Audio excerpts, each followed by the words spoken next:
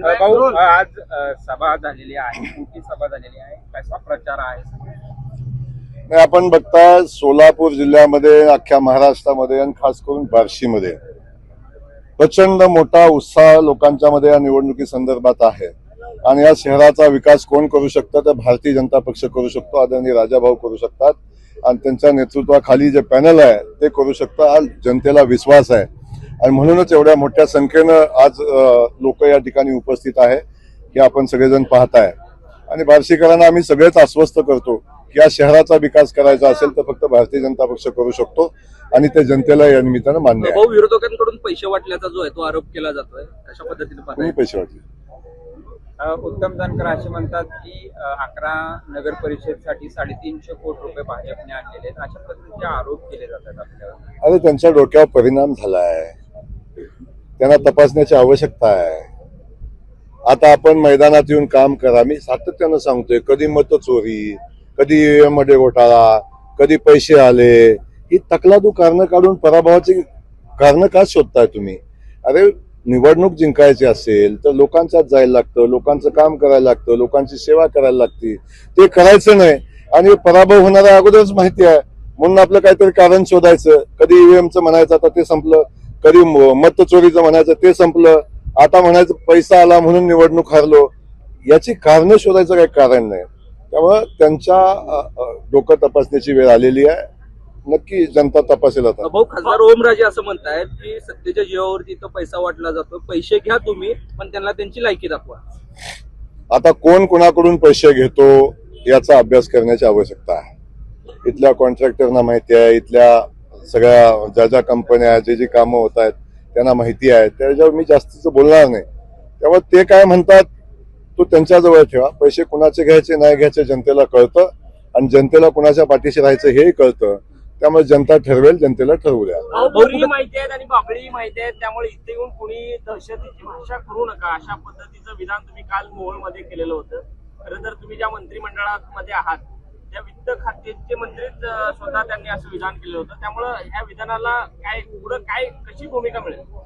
नाही, बिलकुल कुणी विधान केलं तर मला माहिती नाही आहे. पण मी एवढं सांगेन की ज्या गावच्या बोरी त्याच गावच्या बाबळी, आणि अशा पद्धतीनं शेवटी भारतीय जनता पक्षाला च्या कार्यकर्त्यांना पण धमकावायचा प्रयत्न करत असेल तर भारतीय जनता पक्षामध्ये आपल्या कार्यकर्त्याची, नेत्यांची संरक्षण करायची क्षमता आहे. आणि त्या हिशोबाने आम्हाला बोरी माहिती आहे तर आम्हाला बाबळी माहिती आहेत. याच्या पलीकडे वेगळं सांगायची आवश्यकता मला नाही वाटत. काय भाऊ, अजितदादा असं म्हणतात की लाडक्या बहिणीचे पैसे जे आहेत ते माझ्या मार्फत जातात आणि पंकजा मुंडे असं म्हणतात की लाडक्या बहिणीची योजनेची संकल्पना ही माझ्या डोक्यातून आली. कुठेतरी श्रेयवादाचा विषय येत नाही. लाडकी बहीण योजना ही भारतीय जनता पक्षाची योजना आहे. ही योजना फक्त महाराष्ट्रामध्ये नाही आहे. या योजनेचा उगम ज्या ठिकाणी झाला त्या ठिकाणी भारतीय जनता पक्षाच्या सरकारनंच ही योजना आणलेली आहे. त्या योजना ज्या ज्या राज्यामध्ये यशस्वी झाल्या, महिला भगिनींना सक्षम करण्यासाठी जी मदत झाली, त्या अनुषंगानं ती योजना आदरणीय देवेंद्र फडणवीस साहेबांनी महाराष्ट्रात आणण्याचा संकल्प केला आणि ती योजना आणली. त्यामुळं माझी त्या सरकारमध्ये आदरणीय अजितदादा होते, आदरणीय एकनाथजी शिंदे साहेब होते. परंतु ही योजना फक्त महाराष्ट्रापुरती असती तर मी म्हटलं असतं. ही योजना अख्ख्या देशामध्ये योजना आहे आणि या देशाची योजना जी आहे ही आमच्या युती सरकारने या ठिकाणी राबवली आणि ही संकल्पना आदरणीय देवेंद्रजींची आहे आणि जनतेलाही विश्वास आहे. दादा असं म्हणतात की तिजोरीच्या चाव्या माझ्याकडे आहेत. दादांचं विधान आहे की तिजोरीच्या चाव्या ज्या आहेत त्या माझ्याकडे आहेत, तिजोरी त्यांच्याकडे आहे. नाही, आता तिजोरीच्या चाव्या त्यांच्याकडे आहे हे ते म्हणतात आहे. तिजोरी ज्या बँकेमध्ये आहे त्या बँकेचे मालक आमच्याकडे आहे हे आम्ही सांगतोय.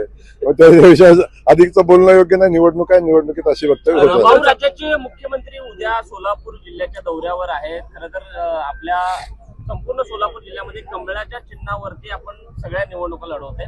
2 तारखेचं नेमकं चित्र कसं असणार आहे? राज्याचे मुख्यमंत्री माननीय देवेंद्रजी उद्या अक्कलकोटला येत आहेत, सांगोलेला येत आहेत, तिथून चंदगडला जात आहेत, कराडला जात आहेत, ईश्वरपूरला जात आहेत आणि ज्या ज्या ठिकाणी भारतीय जनता पक्षाची पॅनल आहे त्या पॅनलला बळ देण्याचं काम ते करतायत. लोकांना पॅनलच्या पाठीशी उभं राहावं अशी विनंती करण्यासाठी ते येत आहेत.